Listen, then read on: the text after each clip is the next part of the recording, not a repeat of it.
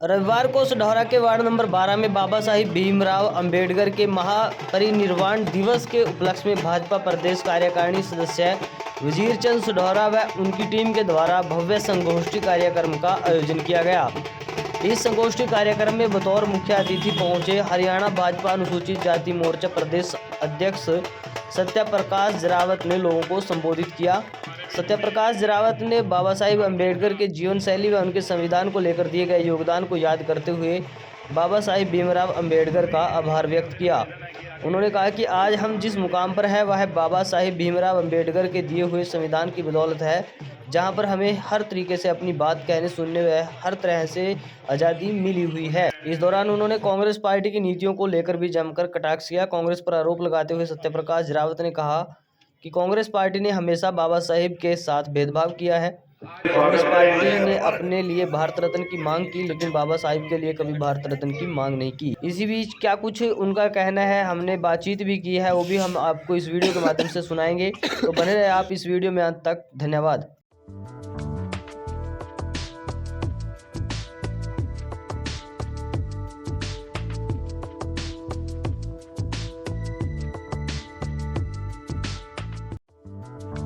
उनका भी एक जोरदार जयकारा आप सब मेरे साथ लगाएंगे।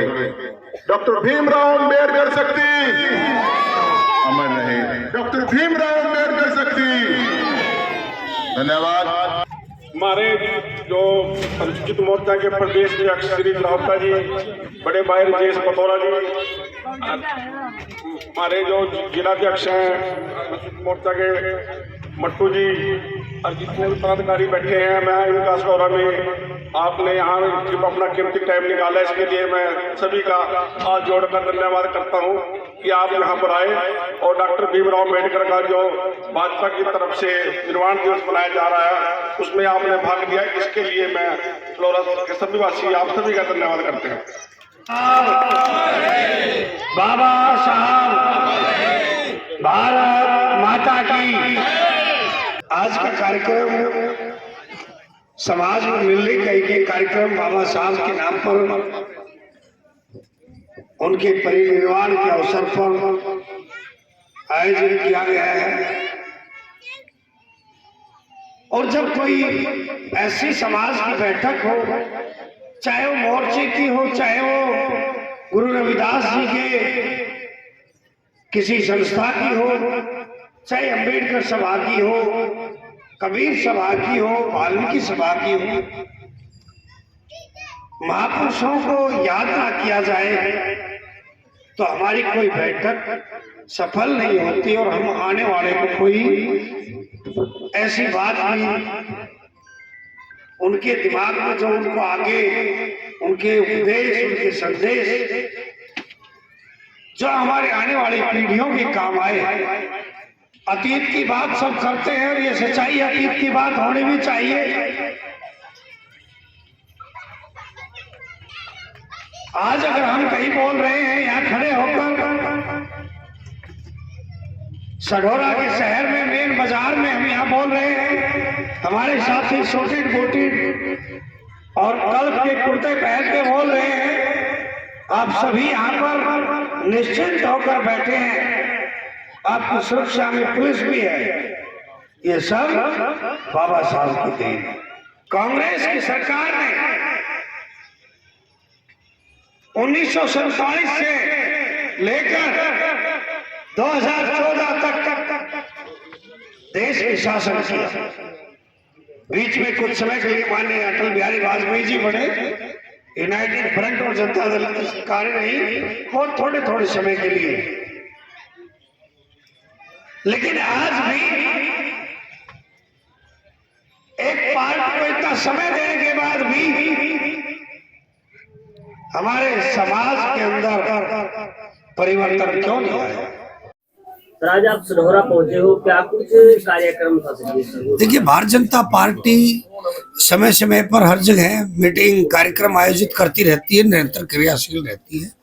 और आज हमारे एससी मोर्चे का ये कार्यक्रम था। हमारे एससी मोर्चा की प्रदेश कार्यकारिणी के सदस्य वजीर सिंह सढौरा जी इन्होंने एक ये कार्यक्रम आज आयोजित किया था, बाबा साहब का निर्वाण दिवस, और भारतीय जनता पार्टी का जो कार्यक्रम चल रहा है 25 दिसंबर तक, स्वदेशी अपनाओ आत्मनिर्भर बनो, उस कार्यक्रम के तहत आज का ये कार्यक्रम यहाँ पर किया गया था। हमारे शिव मोर्चे की तरफ से हमारे माननीय जिला अध्यक्ष भी यहाँ पर थे, और हमारे प्रभारी हितेंद्र चौधरी जी हैं, वजीर सिंह जी के द्वारा आज ये कार्यक्रम उनके साथियों द्वारा आयोजित किया गया था, और अच्छी संख्या थी, बड़े लोग आए, लोगों ने प्रेरणा भी ली है और बाबा साहब को भी आज श्रद्धासुमन अर्पित किए हैं।